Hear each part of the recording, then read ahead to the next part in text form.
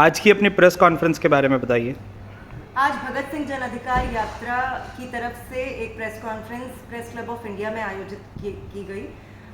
हमने आज press conference में भगत सिंह जन अधिकार यात्रा का जो दूसरा चरण है, जो कि 10 दिसंबर से शुरू होकर 3 मार्च तक जारी रहेगा, उसकी एक औपचारिक घोषणा की। ये यात्रा भारत की क्रांतिकारी मजदूर पार्टी RWPI, बिगुल मजदूर दस्ता, दिशा छात्र संगठन, नौजवान भारत सभा, Delhi state anganwadi workers and helpers union और इसी तरह के अन्य जन संगठन मिलाकर निकाल रहे हैं। यात्रा का मकसद क्या है?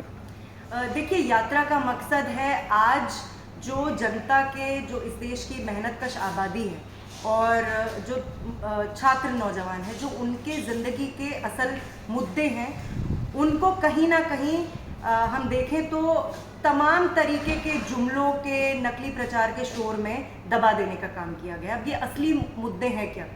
चाहे वो शिक्षा का मुद्दा हो, रोजगार का मुद्दा हो, बढ़ती महंगाई का मुद्दा हो, या आज देश को जिस तरीके की सांप्रदायिकता की, अंध राष्ट्रवाद की और जातिवाद की आग में झोंकने का काम किया जा रहा है, इन तमाम मसलों पर आज ज़रूरत है न सिर्फ बात करने की और इन तमाम मसलों पर लोगों के बीच में जागरूकता फैलाने की, बल्कि इन तमाम मसलों से जुड़ी हुई व्यावहारिक मांगों पर लोगों को संगठित करने की, उनको गोलबंद करने की और उसके आधार पर एक ऐसे जुझारू जन आंदोलन को खड़ा करने की जो कि सत्ता में बैठे हुए जो हुक्मरान हैं उनको सोचने पर मजबूर करे और उनको काम करने पर मजबूर करे कि वो जनता के असली मुद्दों से उनका ध्यान नहीं भटका सकते हैं।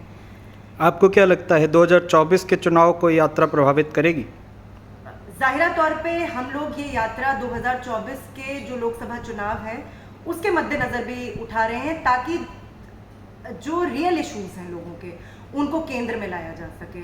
हम ये यात्रा 10 दिसंबर से जब बैंगलोर से शुरू कर रहे हैं तो हम कुल 9000 किलोमीटर की यात्रा तय कर रहे हैं। हम 80 से ज़्यादा ज़िलों से गुजरते हुए जा रहे हैं। हम 13 राज्यों को कवर कर रहे हैं, कर्नाटक, आंध्र प्रदेश, तेलंगाना, महाराष्ट्र, मध्य प्रदेश, उत्तर प्रदेश, उत्तराखंड, राजस्थान, हरियाणा, पंजाब, चंडीगढ़, दिल्ली।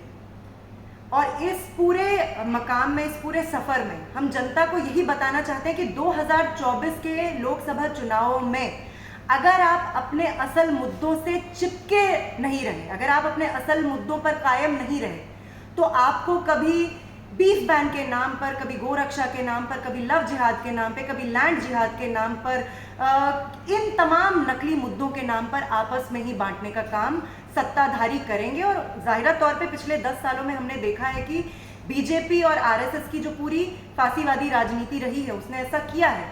आज देश की आम आबादी को ये बताया जा रहा है कि राम मंदिर का निर्माण उनके लिए बुनियादी ज़रूरत की चीज़ है, जबकि रोजगार की गारंटी की और पक्के रोजगार की कोई बात नहीं कर रहा है। आज सरकारी पदों को लगातार ख़त्म किया जा रहा है। रेलवे से लेकर BSNL, MTNL, HAL, LIC जैसे जो सरकारी महकमे हैं, उनको औने पौने दामों में पूंजीपतियों को बेच दिया जा रहा है। आज महंगाई का जो आलम है उसमें हम लोग लगातार देख रहे हैं कि अप्रत्यक्ष करों को, इनडायरेक्ट टैक्सेस के भार को लोगों पर लादा जा रहा है। वहीं हम देख रहे हैं कि जो कॉर्पोरेट टैक्सेस है, जो पूंजीपतियों पर और धन्ना सेठों पर लगने वाला टैक्स है, उसको ये सरकार लगातार कम कर रही है।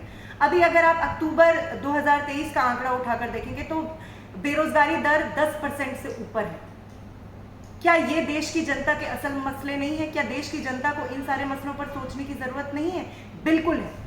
भगत सिंह जन अधिकार यात्रा हमारे क्रांतिकारियों की जो एक विरासत रही है, भगत सिंह, राजगुरु, सुखदेव, अशफाकुल्लाह खान, रामप्रसाद बिस्मिल, ये जो पूरी विरासत रही है, अपने समय में जब अंग्रेजी हुकूमत का राज था तो उन्होंने भी जनता के असल मुद्दों को उठाया, उनको लामबंद किया, गोलबंद किया और उस पर आधारित जनता के आंदोलनों को संगठित करने का काम किया। हम मानते हैं कि हम उन्हीं के वंशज हैं, हम उन्हीं की इस विरासत को आगे बढ़ाने का काम कर रहे हैं। और इस यात्रा के जरिए हम कोई हवाई बात नहीं कर रहे हैं, हम कोई शेख चिल्ली के सपने नहीं देख रहे हैं। हम ये कह रहे हैं कि अगर आज देश में बेरोजगारी का ये आलम है तो क्यों नहीं सरकार भगत सिंह राष्ट्रीय रोजगार गारंटी कानून पारित करती है।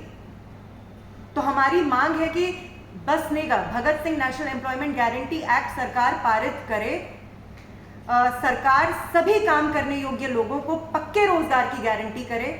और अगर सरकार पक्का रोजगार नहीं दे सकती है तो 10,000 रुपए कम से कम एक महीने हर महीने का बेरोजगारी भत्ता दे। इसके अलावा हम ये कह रहे हैं कि जो तमाम श्रम कानूनों में बदलाव करके एक मजदूर विरोधी नीतियों का जो पूरा माहौल कायम किया गया है, उन तमाम श्रम कानूनों में बदलावों को खत्म किया जाए, उनको रद्द किया जाए। नई शिक्षा नीति के नाम पे जो शिक्षा के बाजारीकरण, उसके प्राइवेटाइजेशन की जो पूरी मुहिम, और ना सिर्फ प्राइवेटाइजेशन बल्कि शिक्षा के सांप्रदायिकीकरण की भी जो मुहिम सरकार ने चालू की है, उसको तत्काल खत्म किया जाए।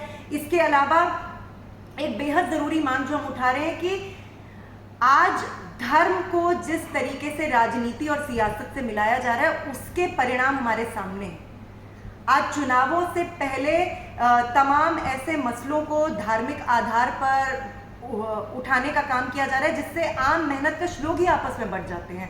तो हम ये भी मांग कर रहे हैं कि एक सच्चे सेक्युलर स्टेट के निर्माण के लिए जरूरी है कि राज्य और सामाजिक जीवन से मजहब का, धर्म का पूर्ण रूप से विलगाव हो। इसके लिए क्या करना जरूरी है? इसके लिए ये करना जरूरी है कि इस बात को सुनिश्चित किया जाए कि कोई भी व्यक्ति, कोई भी दल, कोई भी ऑर्गेनाइजेशन सियासत में, पॉलिटिक्स में धर्म, धार्मिक सिंबल्स का, धार्मिक शब्दावली का इस्तेमाल नहीं कर सकता है, और अगर वो ऐसा करता है तो उसको दंडनीय अपराध बनाया जाए।